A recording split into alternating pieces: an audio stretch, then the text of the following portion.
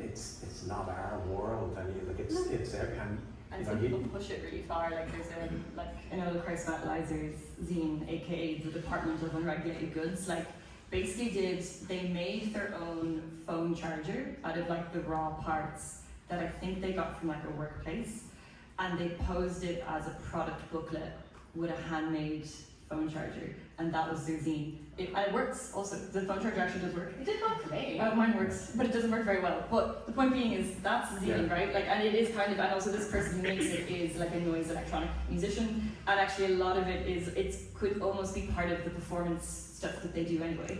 So like that to me is also fanzine to an extent. Yeah. It's all part of it. It's about exploding kind of what the possibilities of a fanzine can be, and I think younger people are really fucking going for it these days, and I love to see it. Because a fanzine is just a booklet, and you can put anything you want into it. Yeah. So true.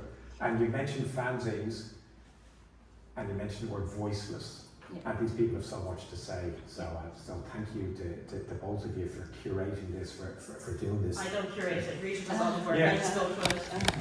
Yeah, you champion it. You live it. I first came across you in Scotland, giving a paper about fanzines. It must be my doppelganger, because I don't think I ever came across in Scotland. Yeah. Manchester, Liverpool. Good. So, across the sea. The UK. Yeah, the UK, and it really inspired me that someone was curating, was thinking about the history of fanzines in Ireland, thought that they were important. So, where did DIY come across your horizon? Where did the idea that it didn't have to be Ticketmaster or MCD if you wanted to go to a gig, or HMV if you're buying a CD? Yeah, I suppose that's interesting, and it comes back to, I think, some of the things that King was saying earlier about, I suppose, the kind of the mainstream press and how that could maybe mediates people's musical tastes, and that was very much the case for me as a child or a teenager. I grew up in a quite rural, conservative part of the country, where there wasn't access to things like fanzines, or to, I thought I was into what I would call alternative music, but you were asking me in advance to talk something about the mid-90s, when in reality I was an 11-year-old wearing a Guns N' Roses t-shirt that was 4 sizes too big for me. And I kind of unbeknownst to me at the time, and I was only kind of thinking about it the other day, myself and some friends actually set up a fanzine when we were about 10 or 11, but it was a football fanzine. We didn't know it was a fanzine, we didn't put that title on it. We probably infringed on a lot of copyright as well.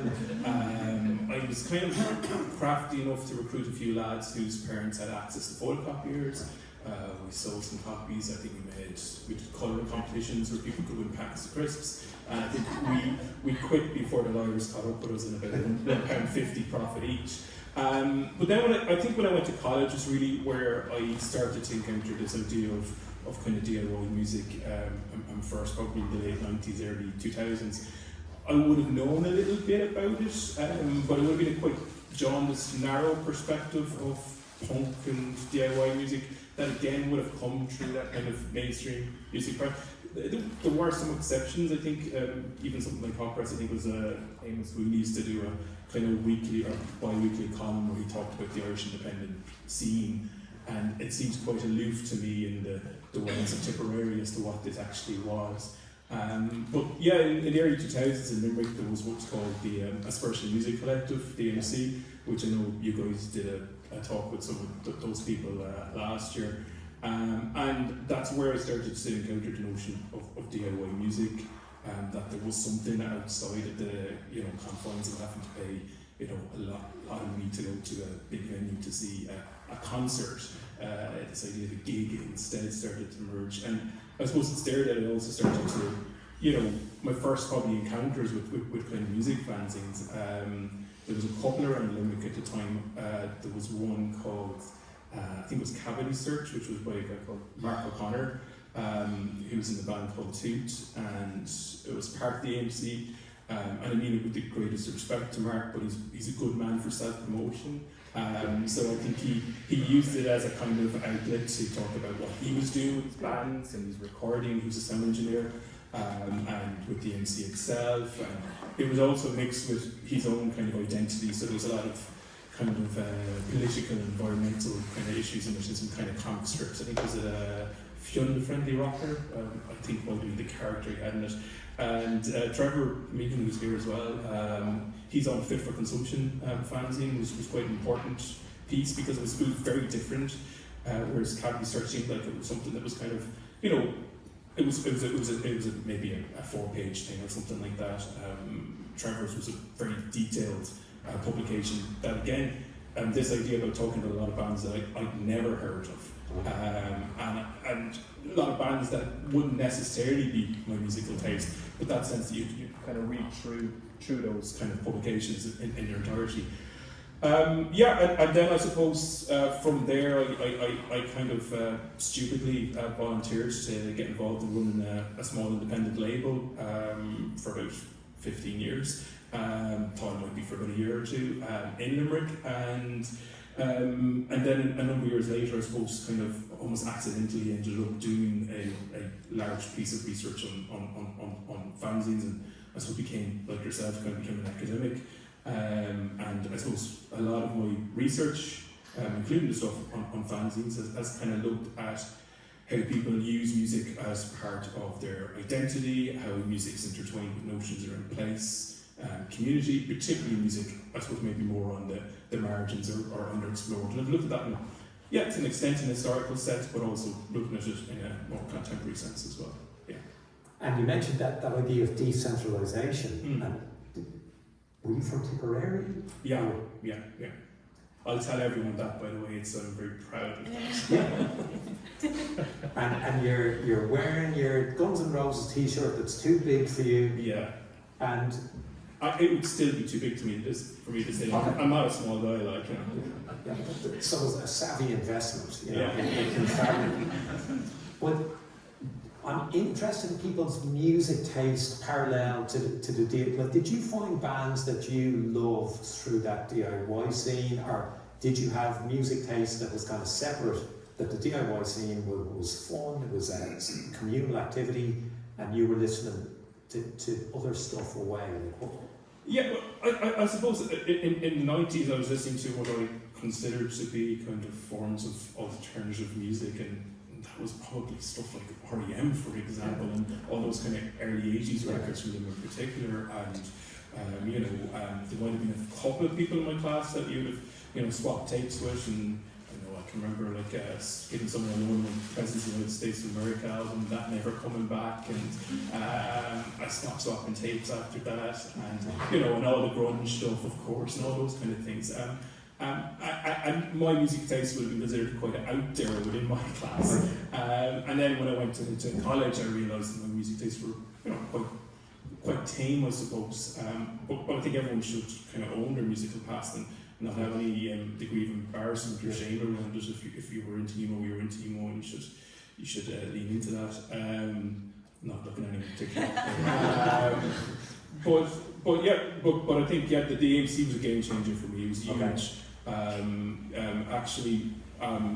Off the basis of your talk last year, Jane, one of the people who's spoken and was involved in the AMC, has decided to do a fanzine about the AMC, which is kind of like the past. Now, it's moving at the pace that many fanzines move at, whereby I was asked to submit an essay into it in October and haven't really heard anything since. But within that, I talked about this thing about, college are quite formative years for kind of engaging with music. This idea that I could go to 2-3 shows a week for somewhere between €3 and €5.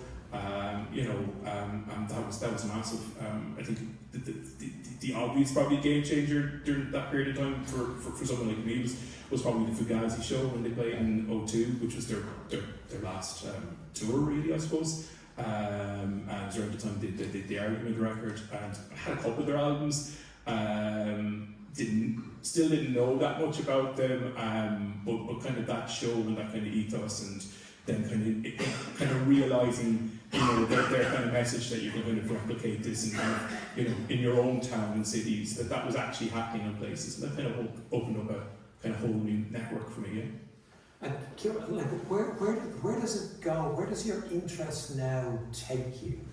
You know, like, how do you maintain links with that scene? Are you looking for other scenes, or what do you see? You know, with your students, how are they shaping music making and providing opportunities the way you saw people do that in your day? Yeah, I mean, pushing towards middle age, I suppose, so I kind of feel somewhat detached from it. I also spent about 8 years, and I'm still kind of in a transient position now where I'm kind of between Dundalk and Limerick.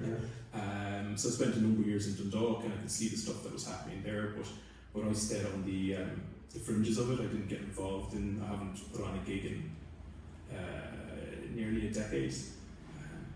Maybe 5 or 6 years or something like that. Since before COVID anyway, and I have no inclination to ever have to put on a gig again actually. I think that's something, and I'm just really encouraged to hear about the stuff that's happening in Drogheda, and that there's someone in Colin, putting a zine together and stuff like that.